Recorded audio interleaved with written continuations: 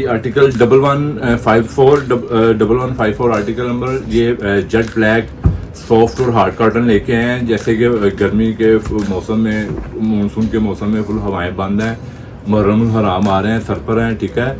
और ब्लैक की डिमांड ज़्यादा होती है ब्लैक लवर्स के लिए। ये देखें ना, सॉफ्ट 100% प्योर कॉटन, जो जिस्म के साथ भी ना लगे और पसीना भी आए और पसीना नज़र भी ना आए, ठीक है। आम ब्लैक कपड़े के ऊपर पसीना आता है और वाइट वाइट निशान बहुत बुरे लगते हैं। ये देखिए, full soft and light fabric है और ब्लैक 100 जेट ब्लैक 720 कोड। इससे ज़्यादा ब्लैक आप जहाँ पे आपने पहना होगा, इससे ज़्यादा ब्लैक किसी और ने नहीं पहना होगा, ठीक है।